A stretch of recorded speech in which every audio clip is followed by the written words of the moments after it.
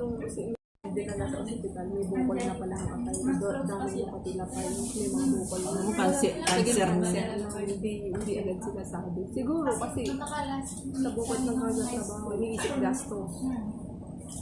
Cancer na siya. Iniisip siguro gasto. Hindi, wala din naman sa wala naman silang kaya. Iniisip siguro gasto. Kilabot ang kamera ng pag wala kang income talaga. Ayun, yung padala sa akin ni Salim na parang 9,000 yata. Pinadala na 10,000. Pinadala lang din ako na yung duwa. Wala pa, 1 week lang. After 1 week. Gihingalo na yung pitaka ko. Wala rin natin sa akin. Iniwanan ko yung 10,000. Kaya pala ang bit-bit mong pera, no? 60 lang ako. Ay, siguro nasa 100. Hindi ko sinexpect. Sabi ko, kung hindi inatira yung anak ko, kasi magkano yun, naka-20 mahigit ako. Pinirap ko ako ng nanay ko 1,000. Palis na ako. Sabi ba ka, wala kang pera? Kulangin ka. Ngayon kung wala Anong lang mong pera? Kunin mo na lang ito 1,000 muna. Sabi ko, sige, bigyan ko. Puti na lang. Bumili ako ng balikbayan ba? ako na yan. Hindi ako nagdala talaga. Kaya nung nagpadala ko ng pera sa kanya, nilakhan ko na, sabi ko, yan ay bayad na ako. Disaster talaga yan si Erpa. Ako hindi ako nagdala. Kahit piso, pinigay ko na sa kanila. Ano to ate? Roman? Manga with ice cream, tapos sa strawberry. Roman. Hindi ko kay Roman. Hindi ko kay Roman. Ano ito, mangga? Ito, Manga white with na yan. chicken or guava. Ayan. Maganda. Masarap yung guava doon. Thank you. Sama kayo sa juice? Yung amo nila dyan. Kapitbahay ko. Oo. Parang kahit siya ng juice pala. Manga with ice cream and strawberry.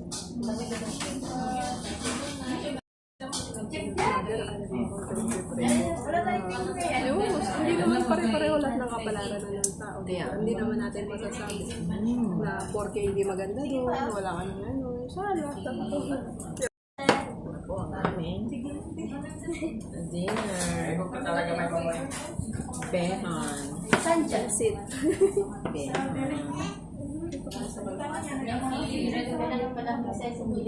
Natin papakita yung tao. Thank you, tita. Thank you. Pero magbahin-bahin ka dyan, nakasatapat na nga. Gagano ko. Ayoko ng pepper nito. Buo. Hindi ko gaya ng pepper. Yung pepper ko sa Yung pepe mo. pepper. Kabahin nga yan. Yan na. Ay, sorry po. Kapahin ka. Naamay mo. Sorry. Mayroon na kayo pa at ako paano lang na po. Ang kapatid mo, kaya tinugin teacher naman sa Aldapra. Santa Pra pa na. Yung kapatid niya. Pero hindi doon nakatira. Tinirahan na maganda dito sa may mga printing yan. Sa DIB. Doon nakatira yung kapatid niya. Sa building na yun.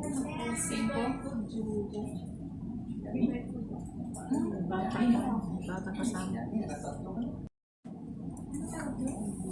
Alam niya ba Salam na kasama mo ko? Sabi ko si Aris na kasi Ha? Aris na kasi si Aris. Ang sabi niya, alam niya hindi pa tao man. Ang sabi niya. Tapos si Alice mo na uman. Ikaw naman ang tao. Sabi niya pati ganun ang tawagan doon sa party. Kasi kakuburo ko na yung may hawak eh. Kaya ako naman eh. Trabaho ko naman hindi. Stress mo pang sarili mo sa mga yan. Sabi niya. Sabi naman niya sa akin. Oo. Wala mo si Alice doon kaya hindi na ako natatawag. Kasi di ba nung ako nung doon, matik yun. Pag meron malayo pa, mini-message na. Mother, meron na tayo. Diba? Ganun na agad. Hindi mo ka ng tropa mo. Kanya-kanya din kasi ng manok yan, di ba? Baka ang manok niya yung Strande Abdi, saka si Evelyn. Sabi nga sa akin ni Kwan, Imian, Wala bang party dyan, mother? Saan? Sa Kila Yusra. Ay, ba't di ka tumawag doon? Hindi man ako nagpa-party na doon. Ay, ban na yan, ban. Sabi niya. Sabi niya. Sabi niya gano'n. Hindi niya atimian kasi kaya tagal na daw niyang kakalaya. Tagal na daw niyang alam magali niyan. Nangangaltas pa ng pera yan sa mga part-timer na kinukuha niya. Oo, ang kasama niya sa bahay dati dito sa Yata. Sa si Michelle. Kaya lagi niya kinukuha si Michelle. Meron yata nakukuha niya tender ang bawat pasok ni Juan.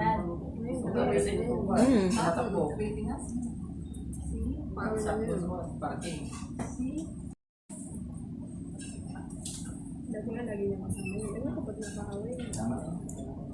May magali din kasi siya. Diba? Ang sarap ng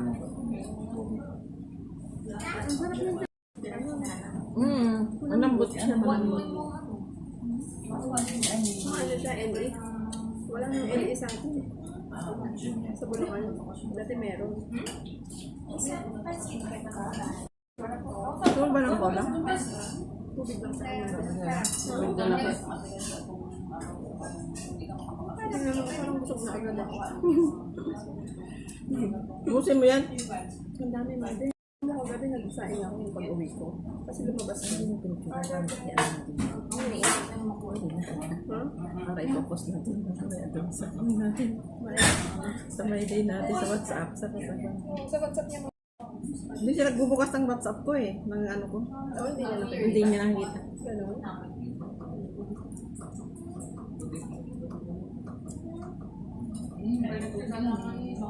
Ang tubig mamay talaga. Picture ko.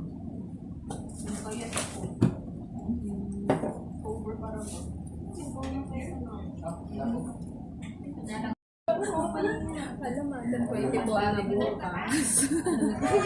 Palapit ng palapit. Dapat na. Kaya hindi ka na makatulog. Hindi na ako makatulog. Hindi na ako makakain. Hindi na ako makatulog. Hindi na ako makakain.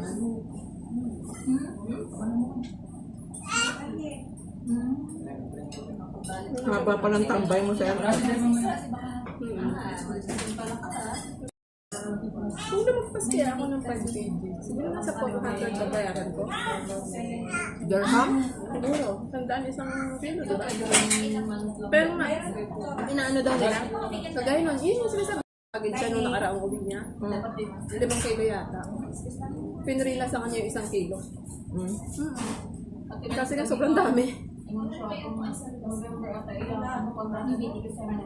Nakanyang binaba. Kasi wala na din siyang choice kasi magastos na dahil yung anak niya. Pero yung asawa nun, yung minsan ko, alam ko ano trabaho? Sa ano? Ano siya, pharmacist. Yung pinsan ko. Tapos siya nurse. Yung kasama ko pa, nakawin ko lang siya.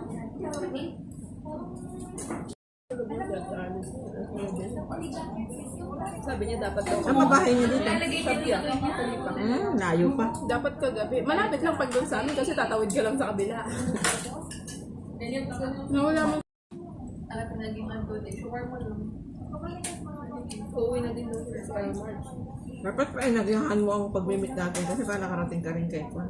Bukas, hindi ka pwede. Kay Juan, alis. Pag-uwi mo. Baka daw uuwi na din siya ng ano, ng March. Yung asawa pala niya, wala dito. Ah, hindi kasama? Hindi ba rin? Hindi, umuwi daw. Kasi hindi ba namatay yung biyanan niya? Kasi yung kontrata yata. Kung i-message mo itong Ewan ko, may nagka-problema din sa kontrata nung pagbalik. Hindi yata nakaregister yung kontrata or something. Ay, hindi na nakabalik.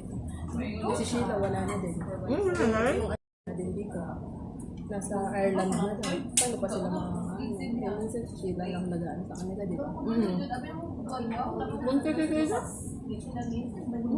Buntis ulit?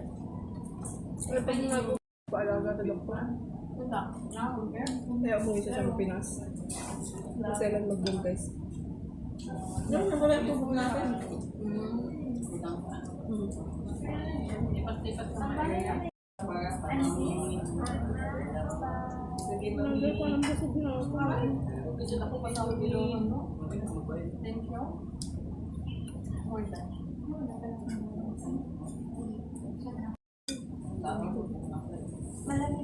Yes po. Beto water. Saan ka sasakay niyan, mater, dito? Ito sa pinaghatidan ko sa'yo dati. Wala naman dyan basta Kami makdo pa, no? makdo. Ikaw ba yung kapag ko dyan dati? Oo, matang si Papa Pwede Sayo. naman ganun sis. Diyan. Nung nag-jahe din tayo. Oo. Ngayon lang tayo mag Busog na talaga ako. Thank you. Dahan-dahan mo. Talagang ito lang pinag... Kasi naman maga. Wala mo yung hindi ka bumili sa Dark Ram. Kanina ka pa doon nun, nung ang kadadating mo lang. Mga 10 minutes na siguro ako na. Loob. Sabi nga kasi ni Ann, nandun doon siya sa Daiso. Kasi kwentuhan kami doon sa labat, ang init-init sa labas. Sabi mo kasi choice ram eh. Choice ram ako. Ang alam ko nga din, Choy Tram. Ate, nandito ko sa Life Pharmacy kasi nagpaayos ako ng buhok. Kasi merong isang babae roon na tumbo-tumboyin. Nandun din sa may cashier. Naghihintay. May hinihintay kasi kaya tatawagan siya. Yata yun. Kami ni Alicia. Kaya nila, tapos narinig ko, Hindi pala. matagal pa? Ano oras pa kayo darating? 30 minutes pa. Tapos traffic? Traffic. Traffic. Nakadlang naman yung si Alice. Tapos na traffic. Tapos yung ganyan. Kaya lumabas na naman ako. Sabi nga, buti nga lumabas ka. Kasi sabi din ni Ann, sabi ko may kakatagpuin din ako na isa. Sabi niya nga, ate gusto mo bang kumain? Sabi niya gano'n. Sabi ko, hindi nabi kasi baka nakikitain pa rin ako. Sabi niya, baka nandoon na. So, sisilip-silip ako, baka wala. Kasi tara, tingnan na natin. Sabi niya gano'n. Kaya nakikita ko malayo. Ayun na, si mother na yun. Sabi ko ganyan, natanaw na natin sa malayo. Hindi lumabas ako. Hindi na yung mabas nila. Kaya tsaka gusto na din siguro niya umuwi. Nurse yun, pero ano siya sa home care. Sa bahay siya nagdudulo. Mabait nun. Magugulat ako, may dadating na lang sa akin na pagkain kay FC, Jollibee. Nung nasunugan ako, nung nagkasakit ako, tapos bibigyan pa ako na ng pera, 300. Kasi ngayon nakalimutan ko dahil nurse siya, diba? Yung pinsan mo nga, bagong kasal pa lang sila. Yung anak nila, 1 taon pa lang. Bagong kasal pa lang. Kailan lang sila kinasal? Ano? Niya, 2 months, kinasal sila, tapos 2 months bago siya bumalik. Pagbalik niya, buntis na. Buntis agad. Tapos nung nanganak, umuwi. Ayan, balik niya ngayon. Kasi 1 taon na nila. Magbe-birthday. Kaya siya uwi. Sabi nga niya, akala daw niya, nasa Pinas ako. Kasi, ang mahal ng bahay daw nila sa balon decoration. Ano din ba yun? 7,000. Wala. Ayaw mo. Oo, ate, hindi pa kasama yung photo booth, yung ganito, yung clown, yung ganito, yung gano'n. Ang budget nga daw nila sa birthday. 80,000. Wala? 1 taon pa lang. Sabi nga, nung nagpunta siya sa shop nun, kinuha niya yung pasalubong ko galing Pinas. Mga inflatable. Naghahanap daw siya ng ganun sa Pinas. Sabi ko, manang ganyan sa atin, be. Oo nga, sabi niya. Kasi nga birthday, di ba? Gusto daw niya magpaganon. Yung uso na din sa atin yan, pero mahal. Sabi ko, mga artista pa lang nakikita ko nagpapaganyan. Di ba? Mga artista. Pag birthday ng mga anak nila. Hindi rin siya alam sana matuloy yung aking binabalak. Tatayo ako ng garden. Ito rin? Hindi. Anong mga birthday party rin? Push mo yan para pwede mo akong ganin. Pwede mo akong bisahan. Diba libre naman daw Meron akong nakuha ng isang kasosyo si yung boyfriend ni Ann. Boyfriend ni Nopal. Kasi Abby meron na siyang papel ng sa sales at saka sa kunin. Yung may salon? Oo. Kasi tingnan mo, mother. Libre na daw. Sabi niya sa akin kasi Minsan mag-meeting tayo kasama natin si Ali para i-ano mo siya, Yung jowa niya. yung jowa niya. Para Briefing. briefing mo siya, kumbinsihin mo siya mabuti ate. Alam ko, mabait naman si Ali sa inyo. Nakakamusta. Ano yan? Naman to. Ano yan, ate? Wala siyang clock. Picture frame. Tapos may clock. Nag-isa Tayo pa. na naman. Ay, ano ko? Wala, yung mga tornilyo. Baka makain mo pa. Okay lang. Saan naman itong tornilyo natanggal? Thank you, ate. Lagyan na siya ng battery sa Thank you. Ito ng buhay ko. Kaya ngayon pa lang nagbigay ng picture frame sa akin. Lalagay ko pa dito. Para pang Valentine. Tingnan mo yung isang pagkadonte. Nang ganyan, palitan mo yung ate na isa. Okay lang. Lagay mo na? Wala Hindi na. mo madala. Para dalawa, di ba? Siya pa sa bagay.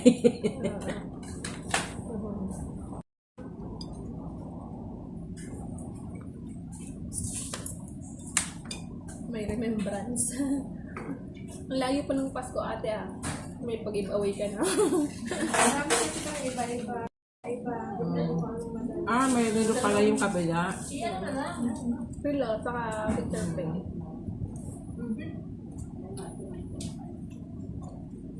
Nung nakaraan sa mother, sa sobrang bagyo ko.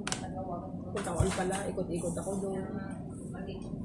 Tapos, sabi ko, uuwi na naman ako sa bahay, wala pang tao. Ay, parang naano ako na ako lang mag-isa, nag-iisip, gano'n. Sa tapat ng hilan, may upuan doon. Sabi ko, na-ilayap si gano'n. Mag-ananay. Hanggang alas 9. Doon makaupo lang ako doon. Matanaw ng mga dumadaan. Oh, parang busy ka lang yun. Ako alam mo, kung wala akong last 4 last 5, isip ako, bibis ako. Tignan ko oras kung ano darating yung bus. Bilis ko magbihis. Nabas ako, punta akong Bawadin Mall. Malapit Nagsawa ako sa Bawadin Mall, sakay ako ng bus. Punta ako ng Hili Mall. Bus card ko eh. Basta nakasakay na ako sa bus. Oh. So enjoy na. Nagagalit kasi si Salin. Sabi ni Salin, ginagawa mo sa bahay, lumabas ka. Sabi ko, tahimik na ako nito pag may wifi, may TV. Lumabas ka. Medyo okay naman. Minsan video ka eh. Pinauwi ko na lang yung ano ko. Pinabagahe ko na lang yung media ko. Baka meron. Doon na lang ako order. Sabi ka ni Salin, bakit di na lang yung pabagahe yun? Binagahe Siya pa ko yun. na nga. Dadagdag sa kuwan. Gastos. Hindi naman yung anak mo, magsasabi tago lang. Meron akong isa yung icon. Gamit na gamit daw at mahilig yun mag-attend sa school ng pag may mga sayawan sa school, may mga event sa school. Ay naku, siya lagi kasama sa sayaw. Ginagamit daw ngayon. Dala-dala daw lagi sa school. Yung icon, yung maliit. Gamit na gamit daw. Sabi ng nanay. Buti na lang ako na iuwi. Kung daw nagpa-practice ng sayaw. Yung icon mumurahin. Mahal to eh. 400 yan eh. Tinanggal ko nga ang battery. Bawal ipa-cargo ang battery nila. Pinagtatanggal ko yung mga battery. Kasi sumasabog yun eh. Pag mainit.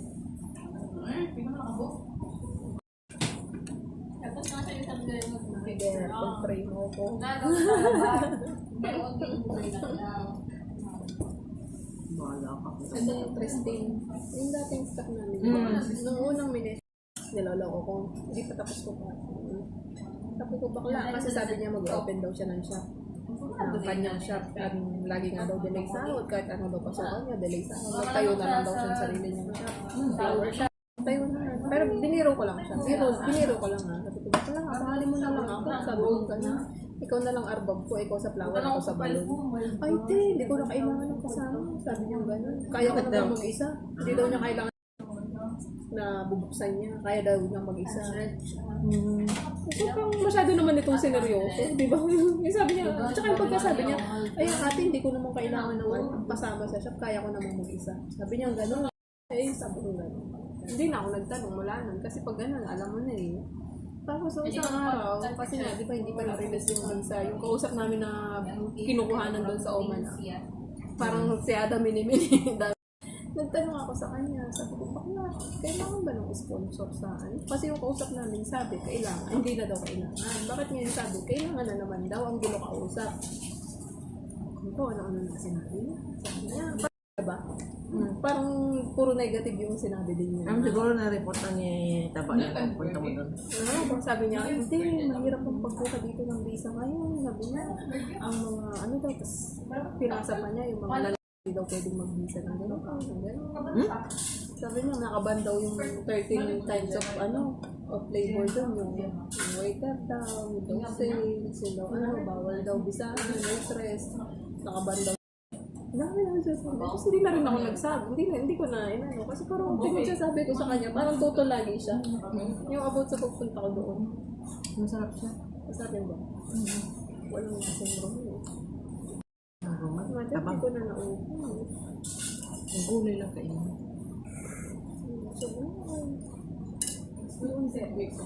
Sabi ko na lang. Pwede naman. Pwede matasig. Iingat ko na ng bukas. Hindi na ako kumain. Parang ano yung appetite ko. Walang appetite mo. Basta stress.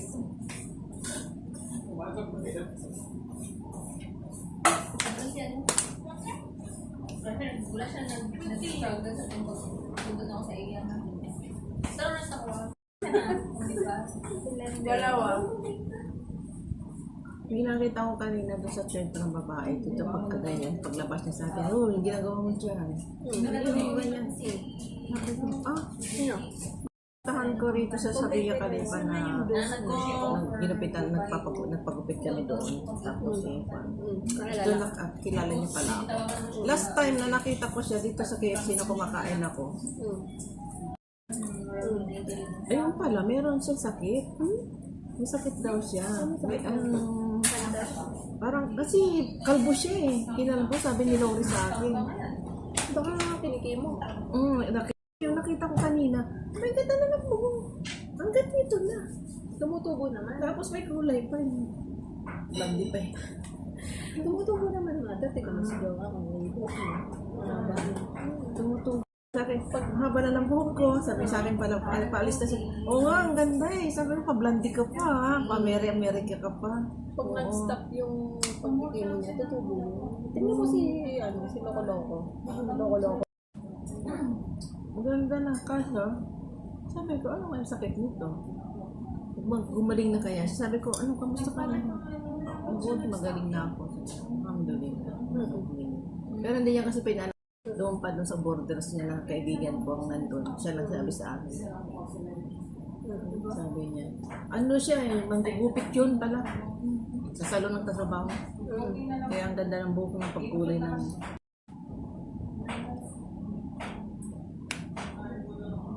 Kasi alam mo, umuwi ka sa Pilipinas at doon ka magpapakemo. Mahal ang kemo doon. Hindi ko pa nasikaso. Dito, di May ba? anak siya rito eh. Sa trabaho. Tapos, di ba, sabi mo, nagpipit na ang dami. Walang din. Pero noon, ang ganda, di ba? Nakita mo natin yung Loko. Oo, nasa na yun ngayon. Tama nga din ngayon. Tingnan mo, pinas nung isa namin kaibigan. Pinakita ko na yata sa'yo, Made. Tingnan mo yung anak ko, nagaya na siya dun sa mga ano ngayon. Nilagyan